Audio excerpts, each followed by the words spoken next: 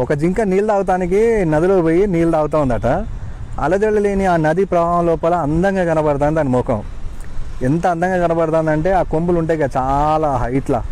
ఒకదాని తర్వాత వావ్ ఎంత సూపర్ ఉన్నా ఎంత సూపర్ ఇచ్చింది దేవుడు. ఈ మోకాళ్ళ కాడ సన్నగా ఎందుకు ఇచ్చిండో బలం లేకుండా పాడవాడని దేవుడిని ఒక మాట అనుకుంటుంది మనసులో, మామ అని అనుకున్నట్టు.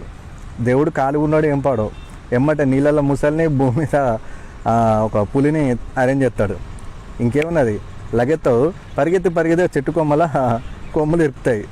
అప్పుడు గిల్లా గిల్లా గిల్లా గిల్లా కొట్టుకొని ఆఖరికి ఇక పులి దాడి చేయబోతుంది అనుకునే టైంకు ఆ కొమ్ములు ఎరగొట్టుకొని కాళ్ళతో పరుగు తీస్తుంది. అప్పుడు అనుకుంటుంది, అమ్మ కాళ్ళు సన్నగా ఉండడం వల్లనే నేను ప్రాణాలతో బతికిపోయినరా అని. ఈ కథ వల్ల మీకు ఏమర్థమైంది? అందమైనవి అన్నీ ఆకర్షణీయంగా ఉంటాయి కానీ దానివల్ల ఏ ఉపయోగం ఉండదు. కొమ్ములు అందమైనవి కానీ ప్రాణాలు కాపాడింది మాత్రం అందంగా లేని అందవిహీనంగా ఉన్న కాళ్ళు మాత్రమే. స్టోరీ ఏమాత్రం మీకు నచ్చినా తెలుసు కదా, చిన్న లైక్ చేసి చిన్న కామెంట్ పెట్టండి. Bye friends.